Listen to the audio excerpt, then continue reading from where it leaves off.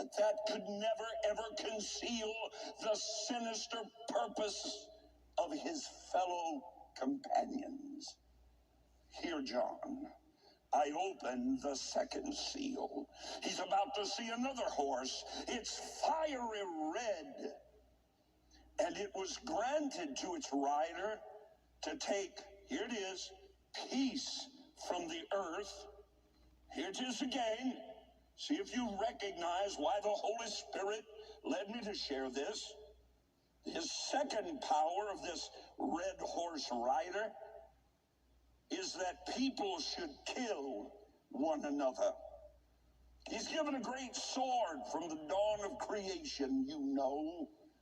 The breaking of the third seal reveals that war, if it seemed that it could get no worse, war has a twin brother, foaled from the same whorish mare. Revelation 6, 5 and 6. Military aid. In response, Ukrainian officials have cut off Russia's oil exports to Europe after they shut down a major entry point earlier today. Natural gas prices in Europe are now expected to jump again as a result. Meantime, Ukraine's top prosecutor is now preparing to try a captured Russian soldier for war crimes. The soldier is accused of killing an unarmed 62-year-old resident back in February. Ukrainian officials claim the Russian soldier opened fire through a car window in a remote village about 5 hours east of Kyiv. If convicted, the soldier could face up to 15 years in prison. There's no word yet when the trial will get underway. Back here at home, the House of Representatives just passed a $40 billion Ukrainian aid package with wide bipartisan support. It's $7 billion more than what was originally requested. This comes as Russian forces continue to push into southern Ukraine. The aid package will also help replenish necessary military supplies, aid their economy, and help reduce the global food shortage. The Americans rush into a peace agreement. You think we'd know something of the dangers of that after Vietnam when we did that, after Afghanistan. Henry Kissinger turns up again in the mix. Did he there. not? Yeah. But also, another thing is, if you sign an agreement, or even if America announces what we think the state of hostilities is over, at that point you have just said, well, there's no need for Americans to be on the peninsula. And that is where the next push will come. And this is not speculation, Grant. This is the stated intent of the Moon government, as I understand. It's obviously the desire of the North Korean government, and for that matter, the Chinese. As you said, everybody seems to have an interest in the United States being off the peninsula, except the people of South Korea. And it is a bill that it's almost as if it was written in Pyongyang and Beijing. And probably was, and, quite frankly. Well, I think that some of the advice did Certainly come from the drafting might have taken place. So just again, from the perspective of a military man, if the United States were, in fact, to withdraw these forces that have kept the peace unmistakably for 30-odd years, longer now, what would likely ensue, as you see it? Well, I would see the real possibility of North Korea stepping up its pressure on South Korea with, say, threatening missile launches and the possibility of an all-out attack. You cannot sort of dismiss that. But you also would find China applying pressure on the peninsula. It could be economic pressure, psychological pressure, political pressure on any South Korean administration, leftist or conservative. But China would really step up, say, the pressure. And once you've done that, you've also, once again, the Americans have humiliated themselves. And they've removed themselves from some strategic terrain. And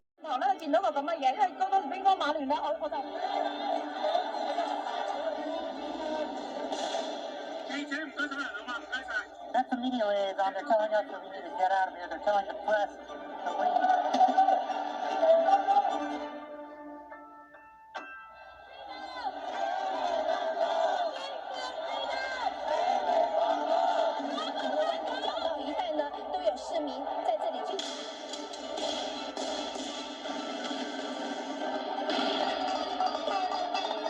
Boy, this tear gas is getting pretty strong.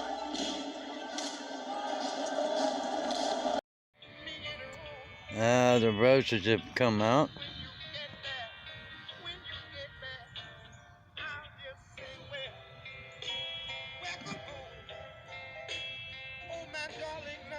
Every human need. No need to work, the government will take care of it. No need to educate your children, the government will take care of it. He'll meet every human need. He can't begin to accomplish such a lofty aspiration.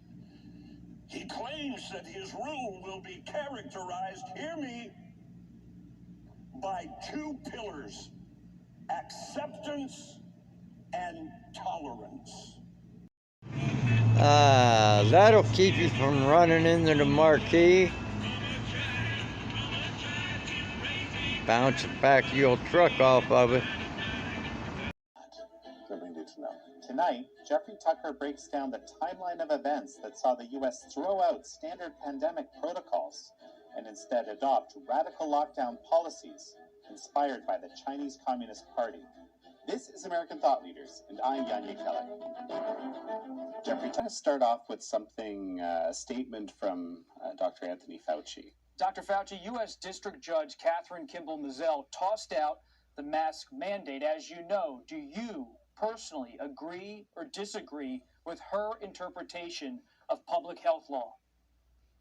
Well, I clearly disagree. I mean, those types of things should be decided as a public health issue by the public health organizations, in this case, the CDC. Dr. Fauci basically said, in response to a Florida judge basically striking down the mask mandates, he said it was a CDC decision and that the courts were in no place to do that.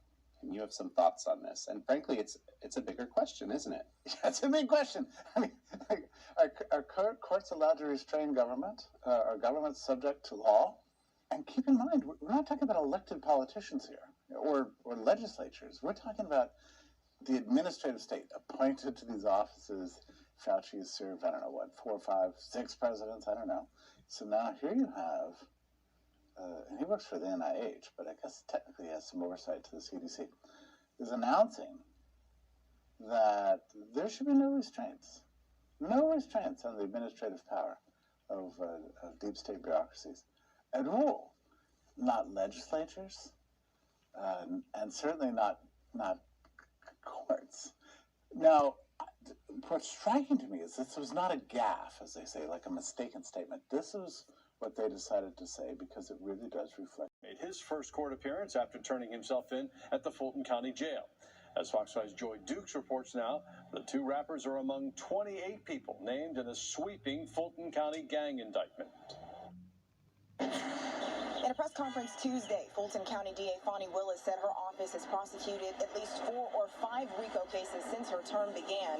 And we spoke with a local defense attorney who formerly worked in the Fulton County DA's office about the challenges and advantages that lie ahead for prosecutors building this case.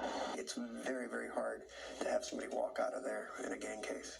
RICO charges have been filed and arrests made in a widespread racketeering case that names Atlanta rappers Young Thug, also known as Jeffrey Williams, and Gunna, also known as Sergio Kitchens, plus 26 other members of their group, YSL. We'll ask on the different charges for the maximum penalties, and there's obviously many people that are looking at life under this indictment. Criminal defense attorney Manny Aurora, who once worked in the DA's office that filed those charges, says doing so through the RICO Act, which stands for Racketeer-Influenced and Corrupt Organization, is a strategy that's become increasingly popular in the effort to prosecute individuals deemed gang members. Charging somebody in a gang statute or under a RICO statute makes it much easier to convict them because you get to bring in so much extra character evidence. Fulton DA Fani Willis saying at Tuesday's news conference it's a tool she believes in. It allows juries and the communities to see the complete picture of a crime so they can truly be educated and have facts to weigh when they're making decisions.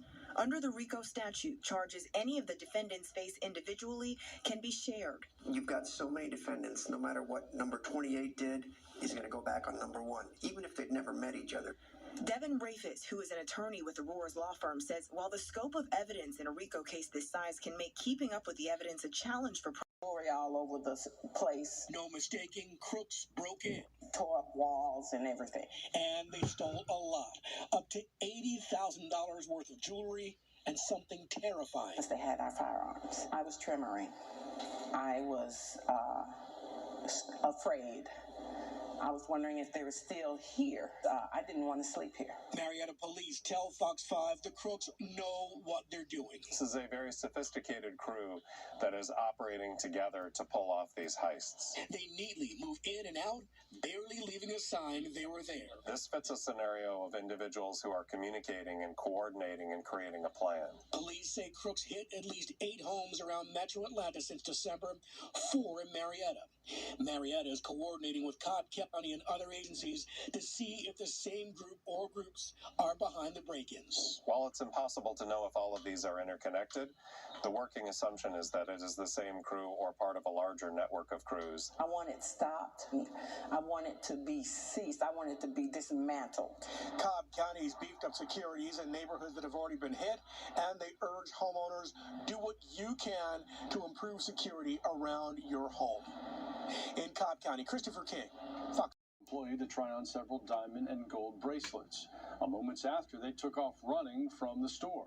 Police also linked the pair to a jewelry theft at Status Jewels kiosk.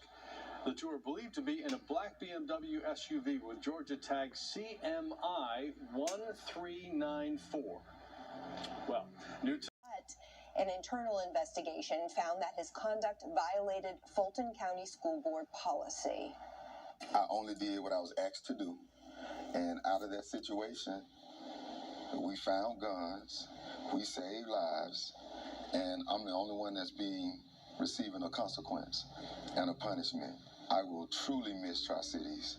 I will continue to support from afar those students because I do care for my alma mater. The district will now move Miller to a middle school to serve as a phys ed teacher. Synthetic opioids were the top causes of overdoses. Arkansas announced a major lawsuit today over the price of insulin. The cost of insulin has gone up 1,000% in the last 15 years, while no changes have occurred to the drug and while the cost of manufacturing has gone down. The suit filed in state court accuses drug makers and pharmacy benefit managers of conspiring to inflate the price of the life-saving medication.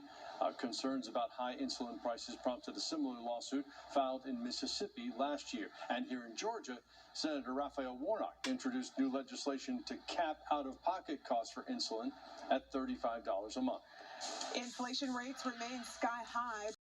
And we've heard quite a bit of noise emanating from this tent. I'm talking bass from a music, but even an announcer's voice. And neighbors say this is all on top of random construction bangs. They say that it's not too bad today, but it's especially bad on Saturdays and Wednesdays.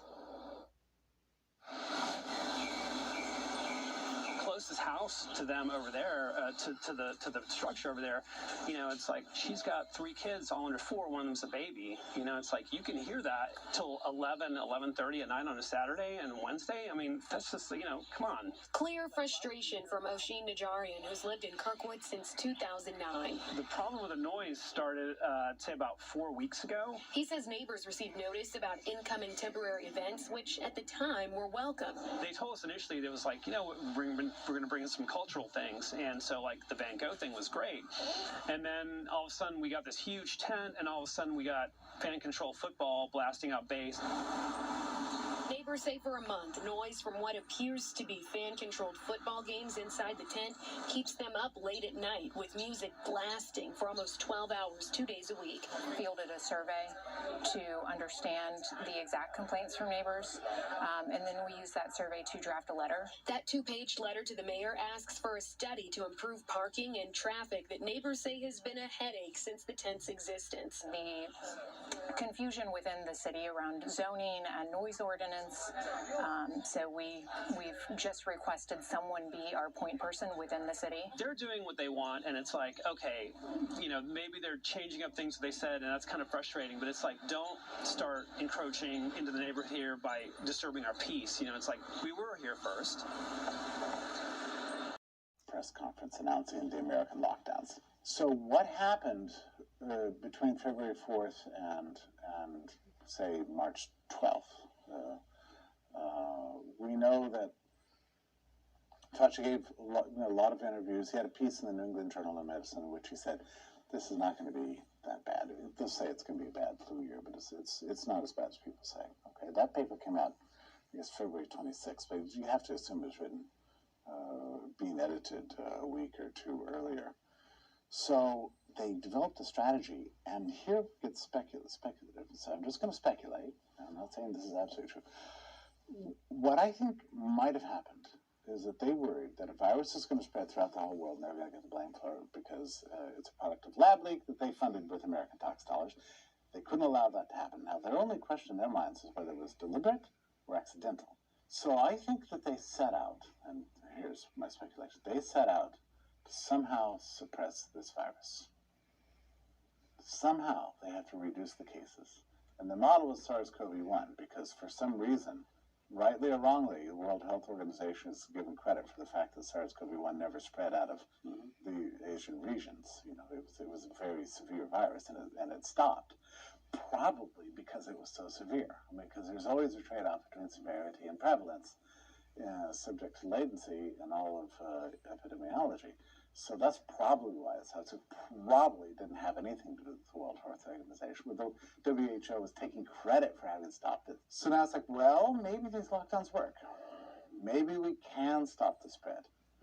Is there anybody else out there who did this? Well, there's a convenient example out there where in Wuhan and many other cities where the CCP advertised that they had successfully achieved this. Now, in the middle of February, we're talking about February something like 16th to the 20th, the World Health Organization sent a delegation to China that included some employees from the National Institutes of Health, and especially Clifford.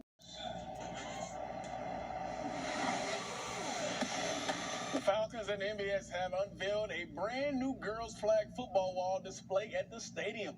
The wall plays have a history, not those with a clean record. Nightlife is a feature that draws people to Atlanta, but too often some spots cause trouble for police due to the behavior of some of the patrons or even outsiders lurking around the premises. A tipping point, 2 incidents at a downtown club. A dispute over admittance led to a security guard being shot fatally. Another instance of gunplay wound up striking the Dolphins exhibit at the nearby aquarium. Councilman Dustin Hill has put in a paper to have a judge close problem clubs. Black club owners heard about that and came to City Hall to challenge the measure. This nightclub issue scares me because I travel the world as a Grammy-winning writer and singer and dancer. That's what I do for a living. Violence is up everywhere. Many asked nationally known rapper Killer Mike to speak for them. People have gotten shot at Lennox. We would never even think to do that because that's where 20% of our taxpayers pay taxes live. Although 6 members of the Public Safety Committee put their names on Hillis's legislation, their comments at the meeting showed hesitancy. Let's not rush. Let's listen to the owners. Let's bring them to a roundtable discussion. I would like to make a motion that we file this legislation today. I'm a little confused because what I've heard from colleagues is they're obviously supportive of this because they're my name and 13 other council members on this, including 6 members of this committee, that, at least in some respect agree with this and think we have a lot of work to do. Hillis told the club owners his paper is misunderstood. Only the businesses that already had violations and convictions would be in jeopardy of being closed. In fact, the number of the that could never ever conceal the sinister purpose of his fellow companions. Here, John, I open the second seal. He's about to see another horse. It's fiery red. And it was granted to its rider to take, here it is, peace from the earth. Here it is again. See if you recognize why the Holy Spirit led me to share this. His second power of this red horse rider is that people should kill one another.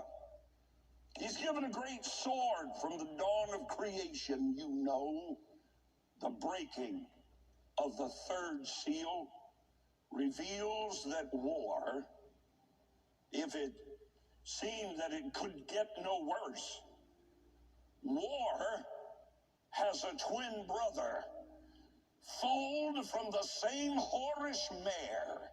Revelation 6, 5 and 6. There's always a bird praying somewhere, right in the middle of the walkway.